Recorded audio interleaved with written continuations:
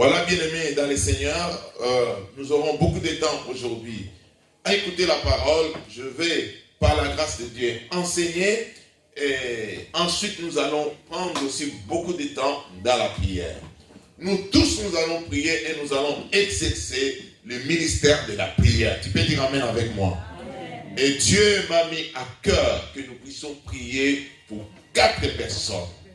Et je vais vous montrer comment nous allons faire vers la fin, si je finis ma prédication. Nous allons nous organiser tous ensemble et nous allons nous tous nous lever et commencer à prier. Et je vais inviter quelques personnes. Que l'Église pourra prier à leur faveur. C'est comme ça pendant tous ces mois. Pendant tous ces mois, je prierai pour l'Église. Dieu me mettra à cœur quelques noms pour lesquels nous allons prier ici à l'Église. Parce que Dieu nous a investis d'un pouvoir. Alléluia. Et de l'autorité. Et par son pouvoir et son autorité, le miracle est possible. Amen. Voilà, les thèmes que je vais partager avec l'Église, c'est l'évangélisation de puissance. L'évangélisation de puissance. Alors, mon thème aura 4 sous-sujets ou sous-thèmes. Le premier sous-thème, nous sommes impliqués dans la guerre. Le deuxième sous-thème, dans cette guerre, notre ennemi a une puissance. Le troisième, notre tâche est grande. Le quatrième, le ministère de puissance marche. Dis avec moi, le ministère de puissance marche. Alléluia. C'est-à-dire, il est encore opérationnel. Donc, je reprends les 4 sous-points. Le premier sous-point, nous allons parler. Nous sommes impliqués dans la guerre. Deuxièmement, dans cette guerre, notre ennemi a une puissance. Troisièmement, notre tâche est grande. Quatrièmement, le ministère de puissance marche. Alors, pour commencer, bien-aimés dans le Seigneur, j'aimerais introduire ce message en disant ceci.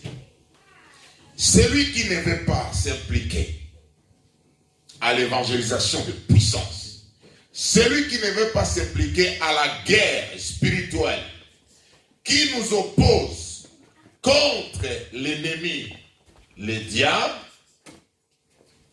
celui qui ne veut pas impliquer dans ces combats, l'ennemi s'occupera de lui. Vous comprenez avec moi?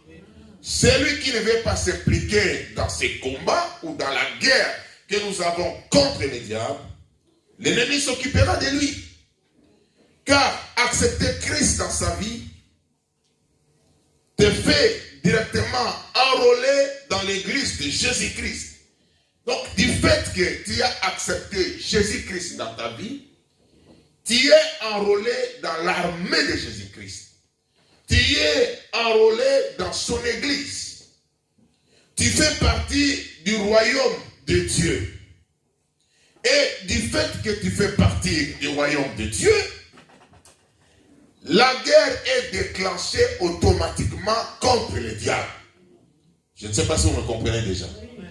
Du fait que tu es enfant de Dieu, tu as déclaré la guerre contre le diable, contre l'ennemi. Ce n'est pas toi qui l'as provoqué, mais c'est à cause de la jalousie de notre ennemi et de l'ennemi de l'Église.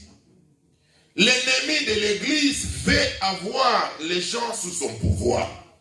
Lorsque une personne donne sa vie en Jésus-Christ, il appartient à l'Église. Il devient l'Église. Alléluia. Parce que nous avons l'Église corps de Christ et l'Église locale. C'est-à-dire que tu deviens l'Église et tu appartiens à cette Église spirituelle. Du fait que tu appartiens à cette Église spirituelle, tu as quitté le camp de l'ennemi. L'ennemi, du fait qu'il veut avoir le pouvoir, l'autorité, la domination sur toi, il va déclencher la guerre. Et quand il déclenche la guerre, Si toi tu croises les bras, si toi tu ne fais rien, tu dis que moi l'affaire là de la prière, ça ne me concerne pas. Moi, j'ai donné ma vie à Jésus, c'est fini. Je ne peux pas prier, je ne peux pas faire des chaînes, je ne peux pas être dans la retraite, je ne peux pas faire les combats spirituels. Le diable s'occupera de toi. Tu lui donnes déjà la victoire. Alors que le Seigneur veut que nous soyons impliqués dans la guerre. Que chaque chrétien, chaque enfant de Dieu puisse s'impliquer dans la guerre. Vous savez, lorsque je suis en train de préparer ces messages, il y a une illustration actuelle qui m'est arrivée. La guerre de la Russie contre l'Ukraine. Vous avez vu comment les Ukrainiens ont été impliqués dans cette guerre. Même ceux qui étaient à l'extérieur. Il dit, si nous laissons les autres combattre, nous allons perdre notre territoire. Ils se sont impliqués dans la guerre. Aujourd'hui, les dons sont un peu changés. Est-ce que vous comprenez? Les dons sont en train de changer parce que leur ennemi a un pouvoir, a une puissance. Mais qu'est-ce qui a provoqué cette guerre? C'est parce que l'Ukraine veut s'allier avec une grande puissance aussi qui est l'OTAN. Et la Russie s'est sentie en insécurité. Si l'OTAN s'approche à moi, je vais perdre déjà le contrôle de l'Ukraine. Ils risquent de m'attaquer. Alors que moi je puisse les attaquer pour les neutraliser. C'est ce que le diable fait. Du fait que toi, tu t'es engagé dans la vie chrétienne, c'est comme si tu étais allié avec l'OTAN. Nous, notre OTAN, c'est Jésus-Christ. Alléluia. C'est Jésus-Christ. Et l'ennemi n'est pas content. Il dit, celui-là, je vais le retenir toujours dans la pauvreté, dans l'impudicité, dans le vol. Comment il peut m'échapper comme ça? Je vais le maintenir dans la malédiction de sa famille. Je vais le maintenir dans la maladie. Comment il peut m'échapper comme ça? Il déclenche la guerre. Et toi, tu dois t'impliquer dans cette guerre. Dis Amen avec moi. Amen. Jésus savait qu'il y aurait la guerre entre l'Église et l'ennemi de l'Église. C'est pour cette raison qu'il a promis de donner le pouvoir d'évangéliser à l'Église. Nous allons lire dans Actes 1:8. Il a donné le pouvoir. Jésus savait qu'il y aurait la guerre. Toute personne qui va croire à moi, qui fera partie de l'Église, sera menacé, sera attaqué, sera détruit. Voilà pourquoi Jésus, lorsqu'il a fondé son Église, il a déjà prévu les choses en avance. Dis avec moi en avance. Il dit, mais vous recevez une puissance. Le Saint-Esprit se reviendra sur vous et vous serez mes témoins à Jérusalem, dans toute la Judée, dans la Samarie et jusqu'aux extrémités de la terre. Amen. Il dit, vous recevrez une puissance. C'est-à-dire, pourquoi il devait recevoir la puissance? C'est pour faire la guerre. La guerre dans l'évangélisation. Amen. Quand on fait la guerre dans l'évangélisation, on se protège soi-même et on continue à récupérer les âmes qui sont sous la prise en corps de l'ennemi. Et nous allons voir que dans Actes 2, versets 1 à 8, cette promesse s'est accomplie à l'église primitive. Ils ont expérimenté vraiment le pouvoir, la puissance. La Bible dit, le jour de la Pentecôte, ils étaient tous ensemble dans les mêmes lieux. Tout à coup, il vint du ciel un bruit comme celui devant un pétier. Et il remplit toute la maison où ils étaient assis. Des langues semblables à des langues de feu leur apparurent, séparées les unes des autres, et se posèrent sur chacun d'eux. Et ils furent tous remplis du Saint-Esprit, et se mirent à parler en d'autres langues, selon que l'Esprit leur donnait de s'exprimer. Or, il y avait en ce jour-là à Jérusalem des Juifs, hommes pieux de toutes les nations qui sont sous le ciel. Au bruit qui eut lieu, la multitude accourut et elle fut confondue parce que chacun les attendait parler dans sa propre langue. Alléluia. Amen. Les disciples de Jésus, le jour de la Pentecôte, ils étaient ensemble.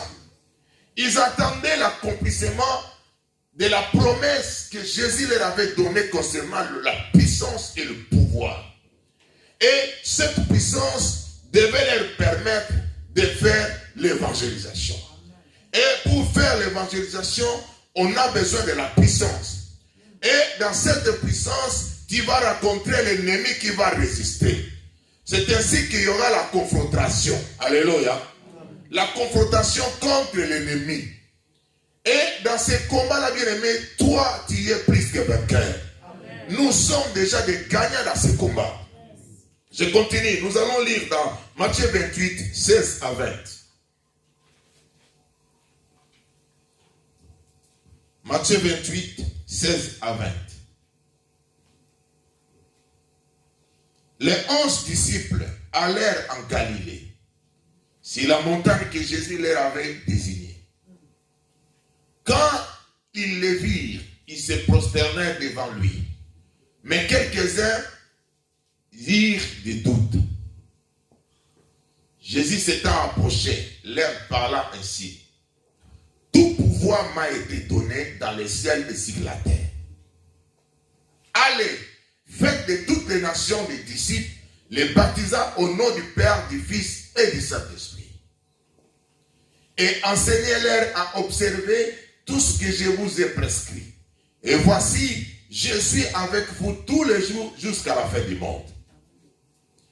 Pourquoi Jésus a donné cette parole aux disciples? Essayez un peu de voir la façon qu'il a commencé. Il leur avait donné la promesse qu'il va monter. Alléluia. Parce que là, nous sommes aujourd'hui, c'est pratiquement le dimanche des Rameaux. Et le dimanche prochain, ça sera la Pâque, la mort et la résurrection. Et Jésus-Christ. Et 40 jours, ça sera après l'ascension. Après 2 jours, ça sera la Pentecôte. Et Jésus, après sa résurrection, est apparu à ses disciples. Au lieu du rendez-vous. Et la Bible dit, lorsqu'il arrive au lieu du rendez-vous, il a vu que les disciples, ils avaient des doutes.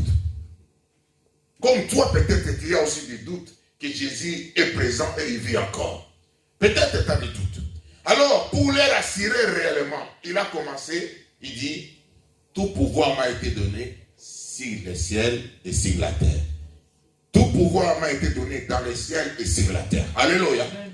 C'est-à-dire, après avoir exprimé la qualité, l'expansion de son pouvoir, il leur dit maintenant, allez. Et si vous lisez à la fin, il dit, je serai avec vous jusqu'à la fin du monde.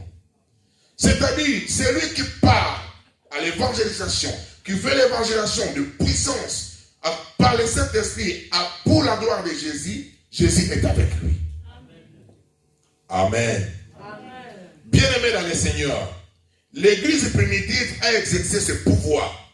Nous avons passé le temps à lire les actes des apôtres. Nous avons vu comment les malades étaient guéris. Nous avons vu comment Paul avait l'audace de prêcher même devant les empereurs, devant les gouverneurs. Nous avons vu Paul et Silas qui étaient dans la prison. Comment la puissance du Saint-Esprit est descendue pour les délivrer. Si l'Église primitive a expérimenté cette puissance, nous également, nous sommes les disciples de Jésus, nous pouvons l'expérimenter dans notre vie. Amen. Nous pouvons l'expérimenter aussi dans notre Église. L'Église d'aujourd'hui doit aussi exercer cette évangélisation sous la puissance de Dieu pour les raisons suivantes. La première raison, c'est comme j'avais dit, nous sommes impliqués dans une guerre, l'ennemi a une puissance, la tâche est grande et le ministère de la puissance marche. Nous sommes impliqués dans une grande guerre spirituelle. Matthieu 13, verset 39. Là, nous allons voir quel est notre ennemi. Dans Matthieu 13, 39. La Bible nous parle, peut-être que tu ne comprends pas quel est ton ennemi. Et qu'est-ce que l'ennemi fait?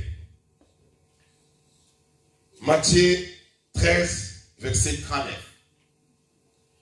L'ennemi qu'il a sémé, c'est le diable.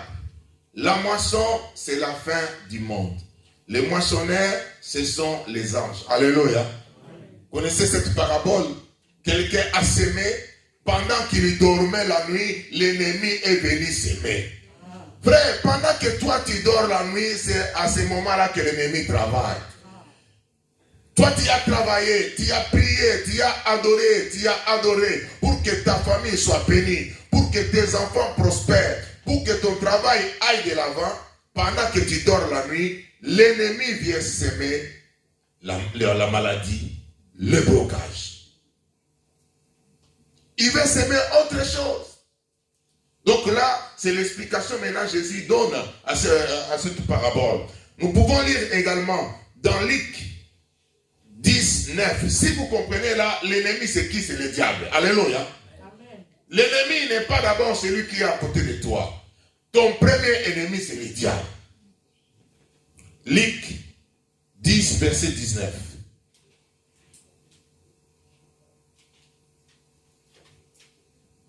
Voici, je vous ai donné le pouvoir de marcher sur les serpents et les scorpions, et sur toute la puissance de l'ennemi, et rien ne pourra vous nuire. Est-ce que quelqu'un comprend ça? Ça dit, Jésus, il est en train de parler à ses disciples que je vous ai donné le pouvoir. Et quand il parlait à ses disciples, il parle aujourd'hui à toi, enfant de Dieu, à toi, chrétien d'Ararat, que Dieu t'a donné le pouvoir de marcher sur les serpents. Les serpents, c'est qui? Les serpents, c'est l'auteur du mal. Les serpents, c'est l'ennemi de l'église, l'ennemi de ta vie, l'ennemi de ta réussite. C'est le diable lui-même avec ses acolytes. Mais Dieu, qu'est-ce que Dieu dit? Il t'a donné le pouvoir de marcher sur les serpents et les scorpions. Ensuite, il t'a garanti que rien ne pourra te nuire. Alléluia. Alléluia. Rien ne pourra te nuire. Écoutez, je vais vous expliquer quelque chose. Voilà pourquoi vous voyez ces images-là. Dis à celui qui est à côté de toi, tu es impliqué dans la guerre. Nous sommes impliqués dans la guerre. Et dans cette guerre-là, ça dépend maintenant des armes que tu utilises. Je vais vous expliquer quelque chose. Lorsque quelqu'un est en Christ, tu as donné ta vie en Jésus-Christ. Tu as demandé pardon à Dieu. Tu as ouvert ton cœur. C'est le Saint-Esprit qui vient maintenant habiter dans ton cœur. Retenez ça une fois pour toutes dans votre vie. Le Saint-Esprit vient habiter dans ton cœur. Il ne vient pas main vide. Il vient avec la puissance. Il vient avec les armes. Il vient avec les dons spirituels. Est-ce que vous comprenez? C'est-à-dire, toi tel que tu es là, à moins que tu sois un faux chrétien, tu nous fais la farce ici. Si réellement tu es un enfant de Dieu, le Saint-Esprit habite en toi, tu as des armes en toi. Maintenant, où se trouve le problème? C'est le problème maintenant de développer ces armes. Est-ce que vous comprenez? Quand un enfant est né, il mange ou il ne mange pas? Qu'est-ce qu'il mange? Le lait, soit le biberon. On ne va pas lui donner directement la chicoine. C'est comme ça, toi, en tant que nouveau-né, tu as la puissance de Dieu lorsque le Saint-Esprit est venu habiter en toi. La puissance est là. Il faut prendre conscience que tu as la puissance. Si tu ne prends pas conscience que quand le Saint-Esprit est venu en toi, il t'a amené la puissance, le don spirituel, les capacités, rien ne va se passer. D'abord, il faut la prise de conscience. Il faut croire et comprendre qu'il est là dans ma vie, il est venu avec la puissance. Mais cette puissance, peut-être n'est pas la même façon avec la puissance que le pasteur Thierry, il a. Pourquoi? Parce que moi, j'ai pris le temps à développer cette puissance. Est-ce que vous comprenez? Tu dois prendre le temps, c'est-à-dire la préparation.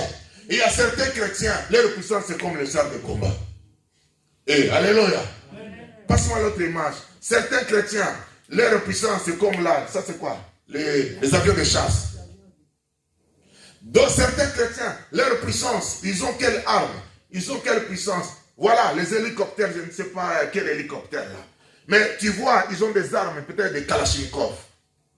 Il y a certains chrétiens également, leur niveau de puissance, c'est comme le pistolet des soldats. Voilà. Lui, il a un pistolet. Mais c'est une arme. Alléluia. Je vais vous dire un secret. Ce n'est pas la victoire, ce n'est pas parce que c'est lui qui a le char de combat qui va gagner. Ce n'est pas parce que c'est lui qui est en train de bombarder qui va gagner. Mais écoutez la stratégie. La Bible, parce que c'est lui qui nous envoie dans ces combats, c'est Dieu. Dieu ne permettra jamais que tu puisses rencontrer un combat qui dépasse au-delà des armes que toi tu as. Et alléluia. C'est-à-dire, si Dieu permet un combat, c'est que tu as les armes qui correspondent à ce combat. Et tu es prédestiné déjà à gagner ce combat-là. Si Dieu ne permet pas ce combat-là, c'est que tu vois les armes que tu as ne correspondent pas. Dieu ne peut pas t'envoyer en guerre où tu auras besoin de chars de combat alors que tu n'as pas ça. Mais s'il t'envoie à la guerre où tu dois utiliser les chars de combat, c'est que tu as des chars de combat. Quelqu'un a compris? Yes. Alléluia. Dis avec moi, nous avons des armes. Nous sommes impliqués dans cette guerre. Tu dois être impliqué dans cette guerre. Frère, parle bien, j'aimerais t'écouter. Tu dois être impliqué. Regarde celui qui est à côté de toi.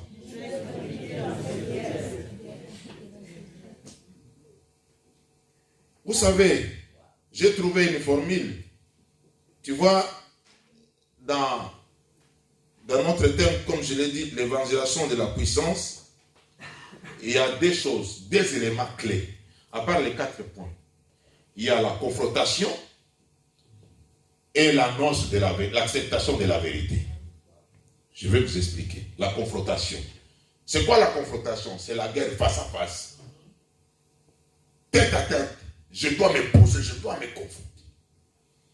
Deuxièmement, c'est l'acceptation de la vérité. C'est quoi la vérité dans cette guerre? La vérité, c'est de dire aux gens que Jésus les aime. Jésus est mort pour eux. Alléluia. Et alléluia. L'annonce de la vérité ou l'acceptation de la vérité, c'est lorsque la personne accepte que Jésus est mort pour lui. Et que Jésus l'aime. Tu dis, vous savez déjà, moi j'ai rencontré des gens qui te disent déjà, oh non, en tout cas, Dieu ne m'aime pas. Moi dans ce monde, personne ne m'aime. Regarde tout ce qui m'arrive. Il y a des choses, c'est-à-dire, tu dois confronter la puissance qui est derrière ces paroles pour que cette personne accepte maintenant l'annonce de la vérité. Il y a un esprit qui est derrière, l'esprit de l'ennemi, qui le pousse à prononcer des choses comme ça. Moi, je suis maudit. Moi, cette maladie doit m'amener à la mort. Ça, il y a un esprit derrière. Est-ce que vous comprenez? L'ennemi est en train d'opérer derrière. Alors, qu'est-ce que tu dois faire? Tu dois confronter à ces combats-là. Faire la confrontation. Parce qu'il y a certains chrétiens, lorsqu'il attend comme ça, il recule, il a peur. Est-ce que vous comprenez? Quelqu'un qui te dit, moi tel que je suis là, je ne peux pas donner ma vie à Jésus, je ne peux pas prier parce que moi je suis sorcier. Moi, c'est moi-même qui a bouffé ma mère, tu connais ma mère. Certains chrétiens qui n'ont pas foi, qui ne réalisent pas qu'ils ont la puissance, directement ils disent, ah bon, c'est toi qui as vu tuer ta mère. Ok, je vais venir après, merci. Que Dieu te bénisse. C'est fini. Il part. Non. C'est à ce moment-là, pour expérimenter l'évangélisation de puissance, tu dois faire la confrontation avec l'ennemi. Alléluia. Amen. Parce que entre la confrontation de l'ennemi et l'annonce de la vérité, ça dépend. Soit la confrontation peut venir avant et l'annonce peut venir après. Soit l'annonce de la vérité peut venir avant, lorsque la personne accepte, maintenant le combat vient après.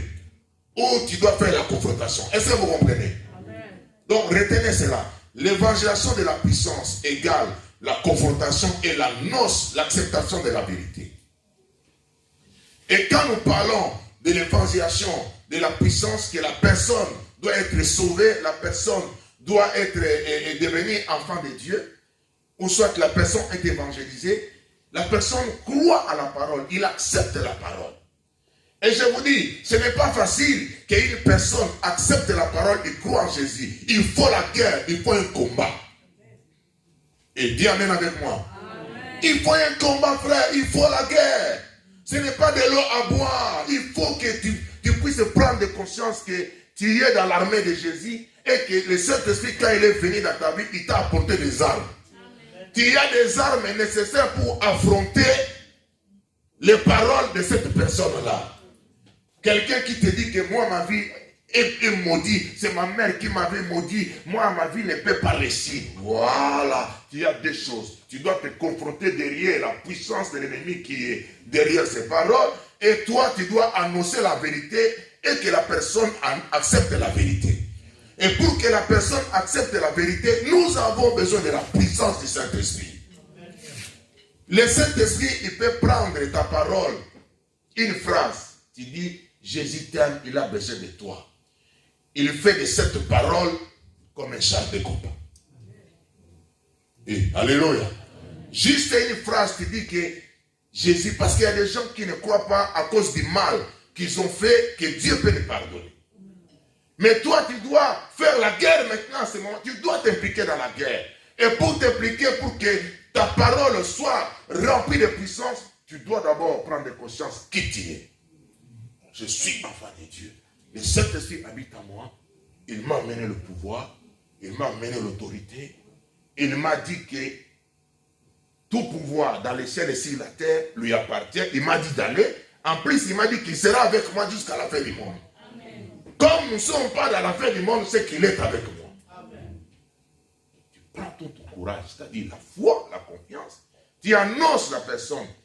Si tu ne crois pas que Dieu peut te pardonner, moi j'ai une nouvelle à te donner. Jésus est capable de te pardonner. Amen. Aujourd'hui, alléluia.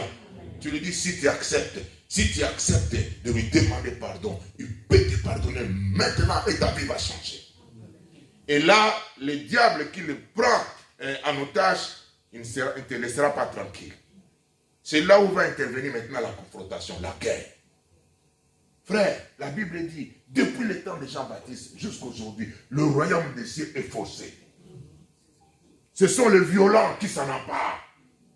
Le royaume, c'est un problème de la force. Dis avec moi la force. La force contre force.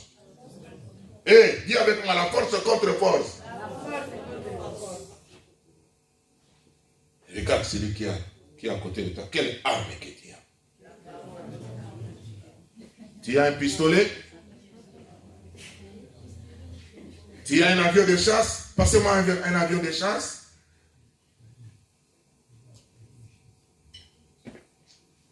C'est bloqué. Tu as un avion de chasse. Tu lui dis, ne te dérange pas. Ce n'est pas l'affaire de la puissance des armes là, la qualité ou ce que tu as. C'est l'affaire d'abord de confiance à Jésus. Jésus ne permettra jamais que tu sois tenté au-delà de tes forces. Il ne permettra jamais un combat qui dépasse ta force. S'il permet un combat d'arriver, c'est que tu es en mesure de faire ce combat et de gagner ce combat. C'est cette mentalité-là que nous devrons avoir. Tu as un Dieu grand, un Dieu puissant, un Dieu capable, un Dieu fidèle. Bien-aimé dans le Seigneur, dans cette guerre que nous avons, notre ennemi a une puissance. Deuxième image, frère. Notre ennemi a une puissance. L'ennemi a une puissance. Je ne vous fais pas peur. Je vais seulement nous expliquer pour que chacun soit conscient que l'ennemi a, écoute, je joue avec les articles. Je dis l'ennemi a une puissance. Mais toi, tu as la puissance. Qui peut me faire la nuance entre les deux?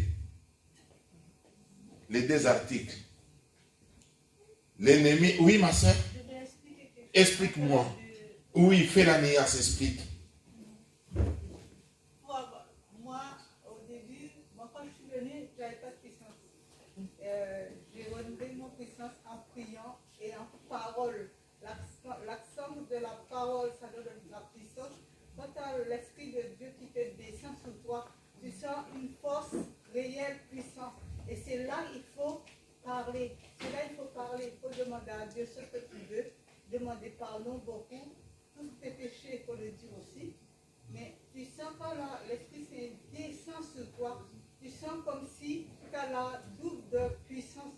Comme si quelqu'un qui court, il a la double de courir plus vite. Et c'est là, quand tu vois l'Esprit Saint descend, tu le sens qu'il descend sur toi. Parce que tu vois, tu es plus rapide, tu es plus fort. Et c'est là qu'il faut mettre en action ta prière. Et après, ça passe. Que Dieu te bénisse. Amen. Merci. L'ennemi a une puissance, c'est-à-dire une puissance qui est quantifiée. Une puissance qui est indéfinie. Vous comprenez? Mais toi, tu as la puissance, c'est-à-dire c'est défini. C'est-à-dire Dieu est venu avec la totalité de puissance. Est-ce que vous comprenez? L'ennemi a une... frère, on ne méprise pas. Les sorciers ont une puissance. Les magiciens ont une puissance. Mais toi, tu as la puissance. Alléluia. Ta puissance est bien définie. Quelle est ta puissance? Dieu t'a donné la puissance d'ouvrir et de fermer. Alléluia. Il t'a donné les clés. Et Jésus, avant d'envoyer les disciples, il a dit, tout pouvoir m'a été donné au ciel et sur la terre. Je vais expliquer encore. La puissance de l'ennemi est limitée. La puissance de l'ennemi est limitée. Mais la puissance de Dieu que toi tu as n'est pas limitée. C'est illimité. Dis avec moi, illimité. Forfait illimité. Donc il y a des gens qui ont des téléphones ici, avec des forfaits illimités. Il peut aller aux États-Unis, il peut aller en Inde, son téléphone fonctionne toujours. Mais il y a certaines personnes avec des forfaits petits comme ça, s'ils dépassent seulement l'Allemagne, vous êtes hors de connexion cellulaire. C'est comme ça les diables. Il y a des endroits, frères, comme ici, il n'a pas le pouvoir. Alléluia. Vous savez pourquoi? Parce que moi je suis là et toi tu es là. Et dis amen avec moi. Il n'a pas l'autorité sur toi. Nous sommes la maison de Dieu. Il a ces endroits où il opère, où il agit. Mais Dieu opère partout, il a le pouvoir partout. Et le pouvoir qu'il t'a donné, tu peux opérer partout.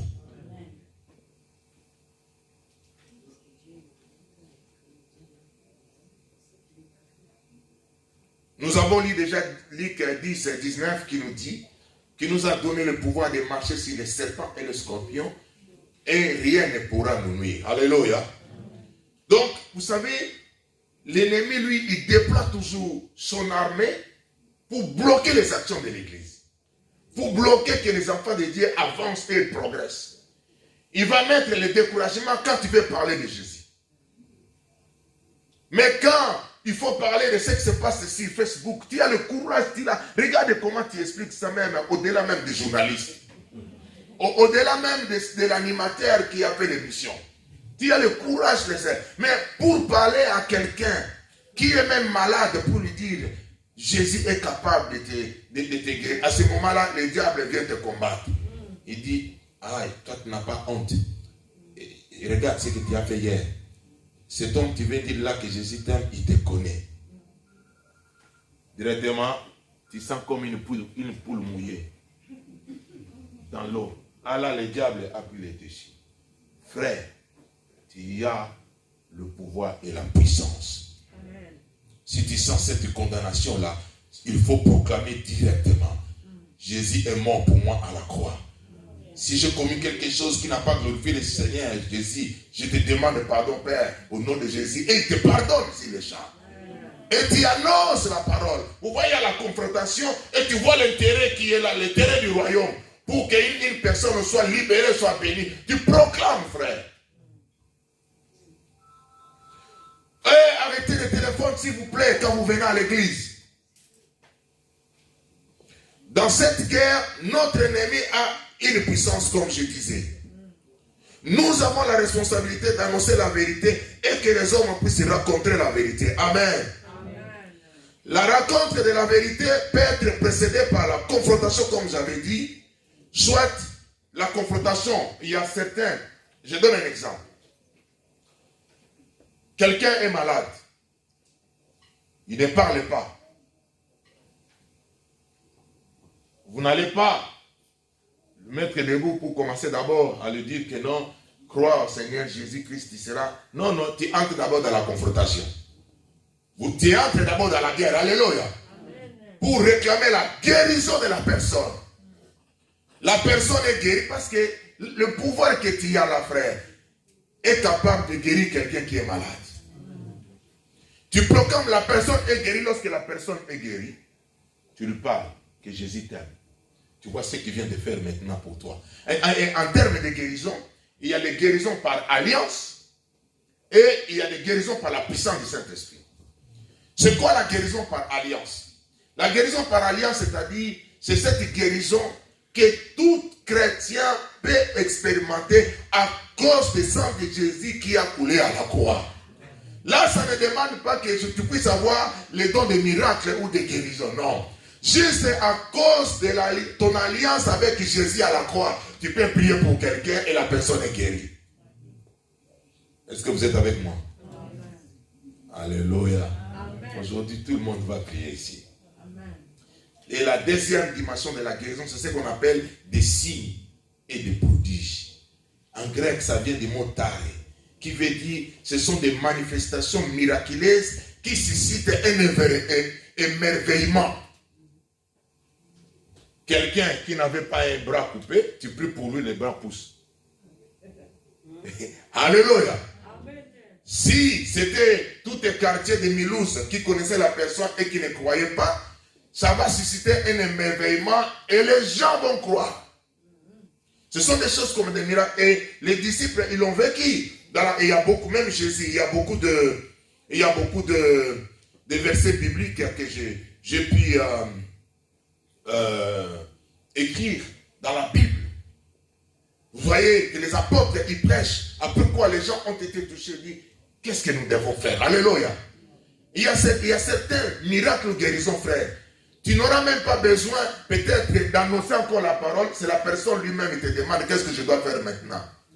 Vous savez pourquoi? Parce qu'il est émerveillé par les miracles, les signes et les prodiges qui viennent de s'opérer. Et le Saint-Esprit est capable de faire ces signes et les prodiges avec toi. Parce qu'aujourd'hui, nous les chrétiens, nous pensons que ce n'est que les pasteurs, Dieu va utiliser les prophètes, les évangélistes. Les prophètes et les évangélistes, c'est un chrétien comme toi. C'est un enfant de Dieu comme toi. Le problème, il a pris son temps à prendre conscience de ce qu'il a et il se prépare, il essaie de développer également ce que Dieu lui a donné. Pendant tout ce temps, toi tu es au McDo le matin, le soir au KFC. Quand tu finis le KFC, tu regardes des séries, tu manges bien et tu dors. Tu n'as même pas le temps de prier, de méditer la parole comme a dit la sœur. Et comment les armes que le Saint-Esprit est venu avec dans ta vie doivent se développer. Toi, tu te contentes que des prières qu'on fait ici à l'église. Non, c'est insuffisant, frère. Avec le travail que nous avons, c'est insuffisant. Il faut le sacrifice et faire une violence. Amen. J'étais dans quel point? Dans cette guerre, l'ennemi a une puissance. Vous êtes d'accord avec moi? L'ennemi a une puissance, mais toi, tu as la puissance. Tu as la puissance du Saint-Esprit. Tu as le nom de Jésus. Tu as le sang de Jésus. Hein? Tu as le don spirituel qu'il a apporté à toi. Et troisième point, notre tâche est grande. Vous voyez les gens là, qui sont en train de monter, ils ont un grand travail à faire. Ils doivent arriver jusqu'à la montagne. Ce n'est pas facile. Ça demande de l'endurance. Ça demande de la persévérance. Ça demande de l'esprit de sacrifice. Alléluia. Sans esprit de sacrifice, tu ne vivras pas l'évangélisation de la puissance. Voilà pourquoi les gens qui veulent réussir dans leur vie chrétienne, les gens qui veulent que beaucoup de choses changent dans leur vie, ils sont là. Ils cherchent Dieu dans la prière. Ils sont là lorsque l'église convoque une réunion. Il est là. Il dit que non, je n'ai pas pu à la maison, mais je vais profiter quand même de ce temps-là de prière. C'est ça la vie chrétienne ressemble à une marche. Tu dois monter et tu dois arriver jusqu'au bout. Avec des charges derrière. Tu as tes propres soucis derrière. Tu as tes propres préoccupations. Tu as les soucis du travail. Tu as les soucis, je ne sais pas, du mariage. Tu as les soucis de manque d'argent. Mais tu dis non, je vais arriver. On fixe le regard vers l'objectif. Mais celui qui n'a pas l'esprit de sacrifice n'arrivera jamais à expérimenter la puissance de Dieu.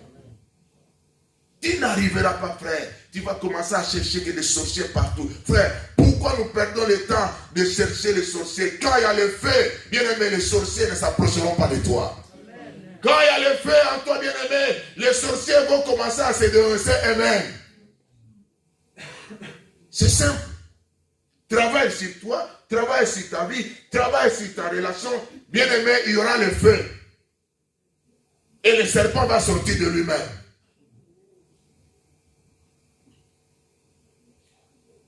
Matthieu 24, 14.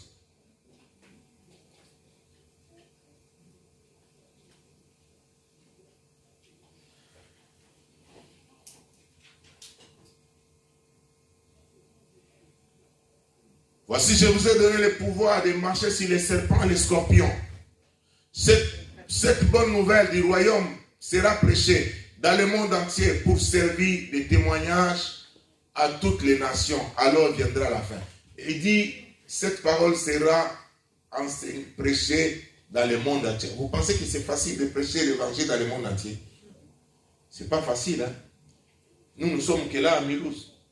Si on n'arrive même pas déjà à évangéliser, même au marché, même dans ton travail, même chez toi à la maison, tu n'arrives pas. Est-ce que tu réalises? Selon les statistiques, il y a encore 70% de population du monde qui ne sont pas encore évangélisées.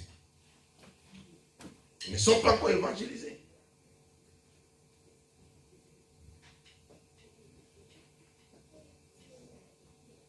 Marc 16, 15 à 20.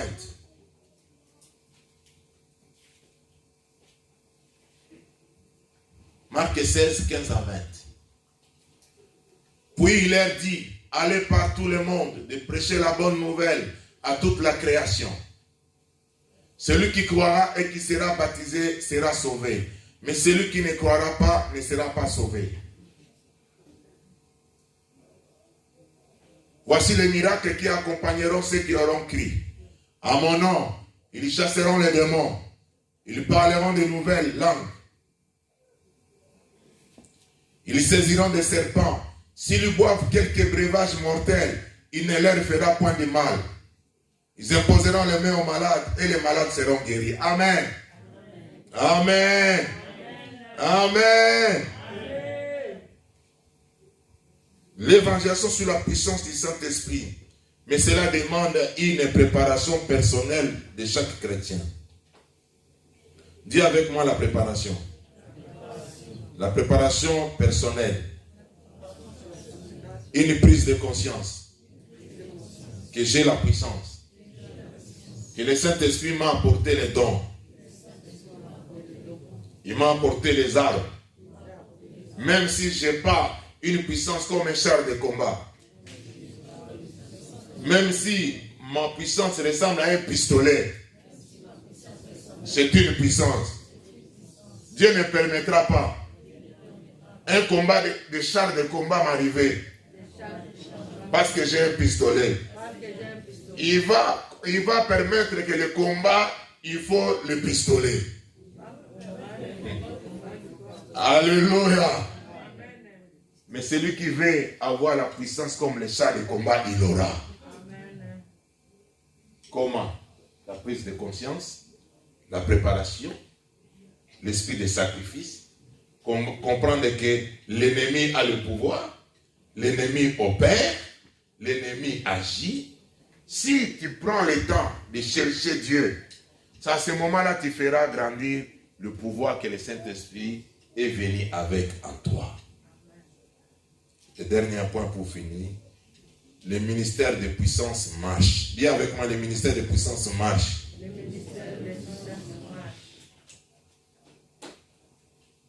Le ministère de puissance marche. Dis avec moi. C'est-à-dire, quand je parle de ministère de puissance, nous voyons l'action du Saint-Esprit qui vient accompagner les actes que nous faisons pour l'avancement du royaume des cieux. Amen. Donc le Saint-Esprit, quand il vient dans notre vie et que nous lui donnons le temps. Vous savez, pourquoi l'Église aujourd'hui n'arrive pas à l'expérimenter? Même nous les pasteurs, des fois nous n'avons pas beaucoup de temps. Celui qui passe beaucoup de temps, celui qui se concentre plus, va expérimenter aussi une grande puissance. Voilà pourquoi moi je me souviens, il y avait un débat lorsque je me suis converti à Kinshasa. Le pasteur ne voulait pas travailler. Il disait, le pasteur doit être à temps plein à l'église parce que il aura le temps de prier pour l'église, il aura le temps pour préparer des prédications, il aura le temps pour visiter les âmes, il aura le temps de faire ainsi de suite. Et quand il passe aussi beaucoup de temps dans la prière, c'est à ce moment le Seigneur lui donne encore beaucoup de capacités. Je parlais avec un ami pasteur, une fois on a discuté avec lui, il dit, écoute, moi les fidèles là-bas me demandent, il dit, ah, il faut l'onction. Il dit, pasteur, quelle onction je vais leur donner? Je vais leur donner l'onction du cinéma là où je travaille. L'onction, il passe tout son temps. Et le temps, des fois, que surtout les pasteurs, voilà pourquoi, frère, je vous dis, de beaucoup respecter les pasteurs qui travaillent, qui prêchent en Europe, les pasteurs qui ont des églises en Europe. Et la plupart, bon, ce sont les églises européennes où les pasteurs sont payés. Les églises d'origine, d'immigration, souvent, ils ne sont pas payés. Et il faut les respecter. Vous travaillez ensemble à Pécho. Moi, je vais vous donner un témoignage. J'ai préparé un témoignage que j'ai expérimenté hier. Vous savez, moi, j'ai fait un travail difficile et dur. Quand je rentre chez moi à la maison, je suis à mort, fatigué. Tu dois préparer pour l'église. Tu vas chercher à faire des choses ainsi de gauche à droite. Tu dois avoir le temps pour prier. Ça demande une volonté, un sacrifice. Mais des fois, les chrétiens de nos églises, au lieu d'encourager leurs pasteurs, ils croisent leurs bras pour les encourager qu'ils aillent de l'avant. Frère, nous devons beaucoup de respect aux pasteurs qui servent le Seigneur en vérité en Europe. Amen. Je vous dis, frère, ce n'est pas facile. Vous voyez mon fils là, le pasteur qui est là. Il travaille la nuit. Frère, il travaille la nuit. Et quand il vient, il doit dormir, s'occuper de sa famille et chercher à s'occuper de l'église. Moi, je pars lundi, je rentre vendredi. Des fois, je n'ai même pas le temps. Je pars le peu chez moi à la maison. Je ne discute pas trop chez moi à la maison. Pour gagner un peu de temps, avec tout ce que j'ai mon coin là, je reste dans mon coin là. J'essaie de réfléchir, de prier, de méditer dans mon coin. Je ne parle pas beaucoup chez moi à la maison. Ça, je vous dis, je ne parle pas beaucoup. Des fois, on se dit bonjour, bonjour, ça va. Je suis là parce que je dois avoir le temps. Et hier, qu'est-ce qui s'est passé? Et il y a un membre de notre église de Paris qui avait un problème avec sa fille. Ça fait, sa fille, en fait, il y a des combats dans sa famille. Et la première naissance, sa fille avait né et donné, c'était compliqué. Je crois que le cordon avait lié l'enfant. Et hier, elle m'appelle pour me dire, papa, j'ai un problème. Si tu ne fais rien, c'est fini, ça sera la mort. Nous devons nous tenir debout. Je peux vous donner mon emploi du temps d'hier. Très compliqué. J'avais déjà des réunions ici à l'église. Après la réunion, j'avais d'autres réunions à l'extérieur. J'avais des choses que je devais faire pour moi-même. Et je rentre à la maison, je dois me concentrer pour préparer la prière avec notre fille qui est maintenant en Afrique. Je vous laisse écouter les messages de son appel pour voir comment ça m'a révolté.